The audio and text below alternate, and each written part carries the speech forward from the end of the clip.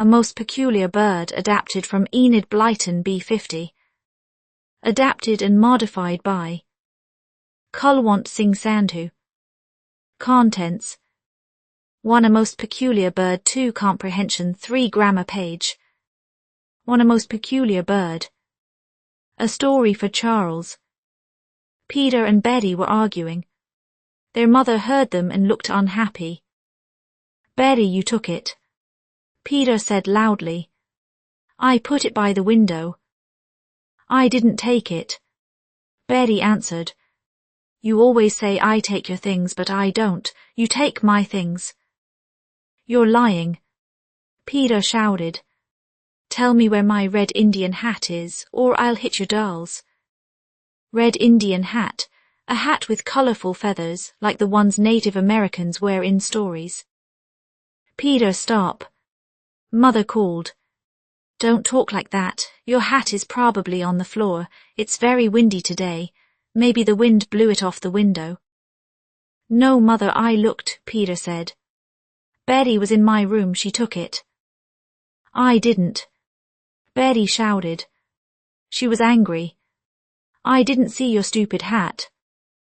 "It's not stupid," Peter said. "It's beautiful. It has many colored feathers. They go around my head and down my back. It's the best hat in town. Right, Mother?" Mother came into the room. "Stop arguing," she said. "I don't think Betty took it. Let me look for it. It's just a small thing. Don't make a big problem." Mother looked everywhere. She looked under the bed. She looked by the window. She looked on the floor. But she couldn't find the hat. "It will come back," she said.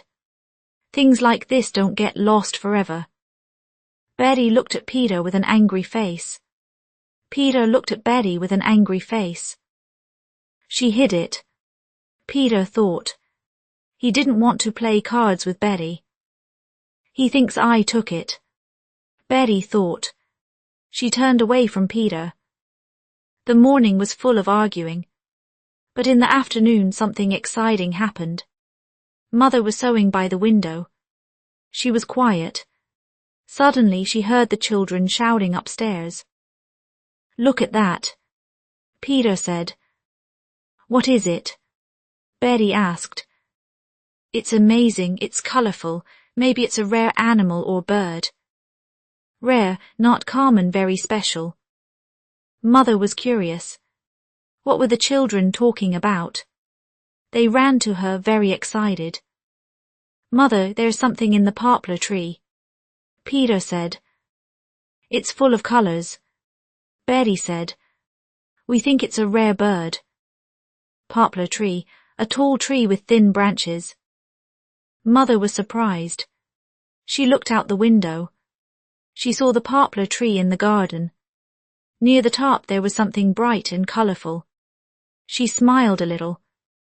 "Oh my, it looks very unusual," she said. "Can we go see it?" Peter asked. "Mother, it might be a very rare bird. We should tell Mr. Kenny next door. He loves birds." Next door, the house beside their house. Mr. Kenny was their neighbor.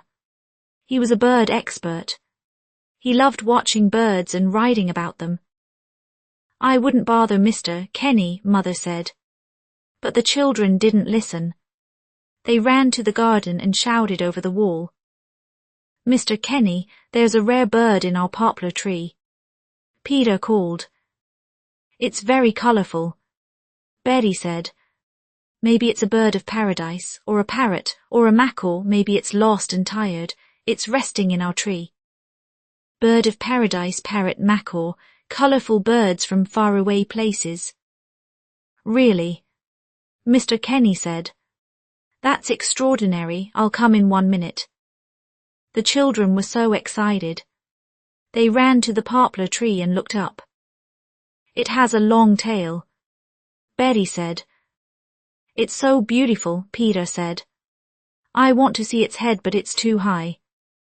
"It's not moving," Betty said. "It's not singing or making noise. Maybe it's sleeping." "Let's get a ladder," Peter said.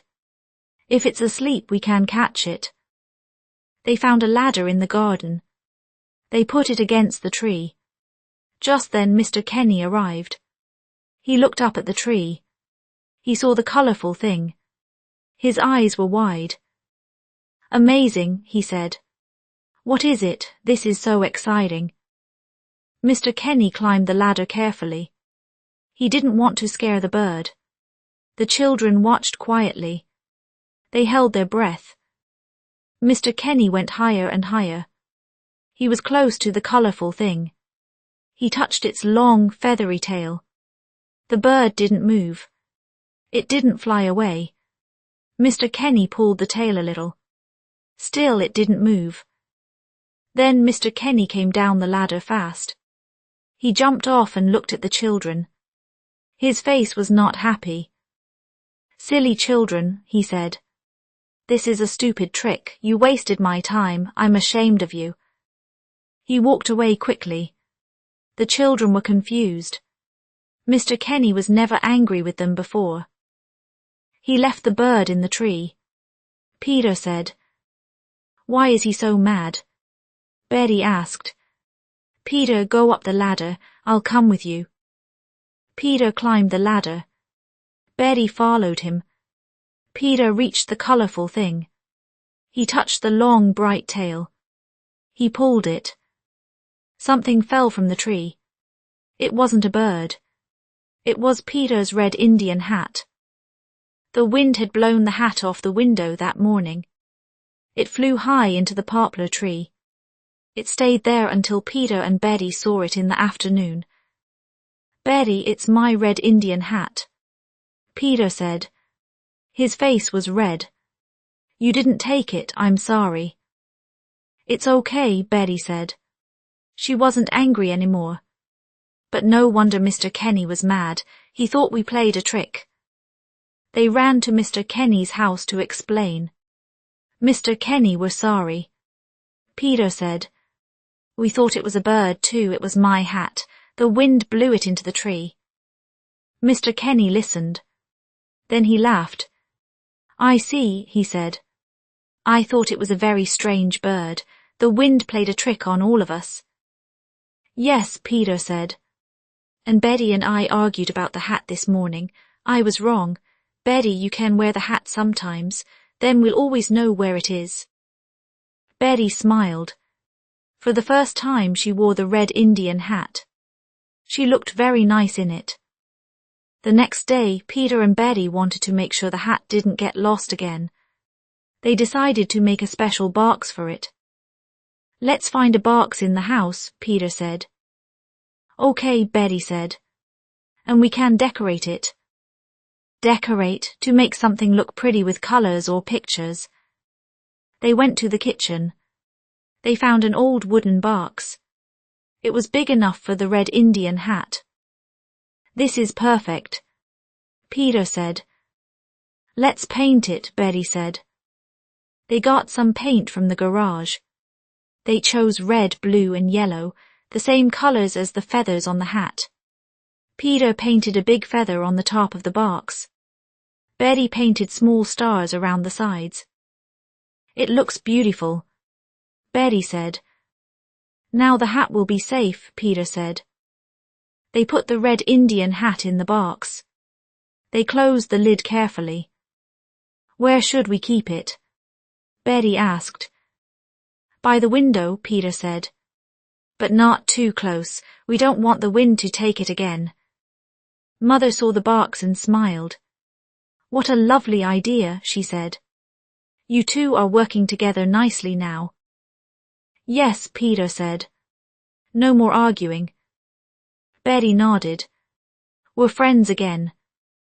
Later, Mr. Kenny came to visit. He wanted to see the hat. "Show me your red Indian hat," he said. "I want to see this bird again." Peter opened the box.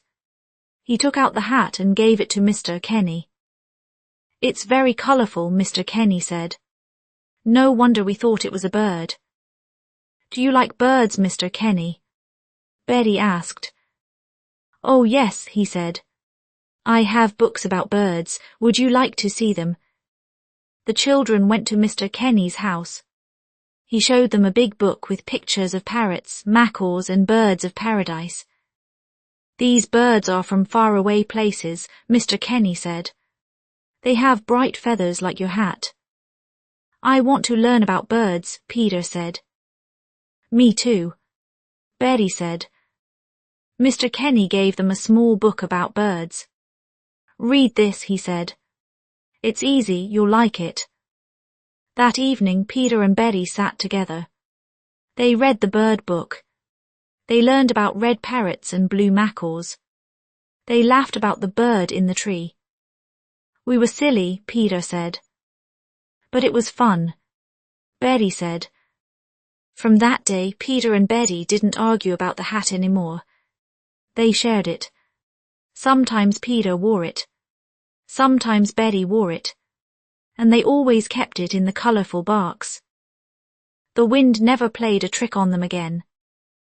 To comprehension. Question 1. Why were Peter and Betty arguing in the morning? Question 2. What is a red Indian hat? Question 3.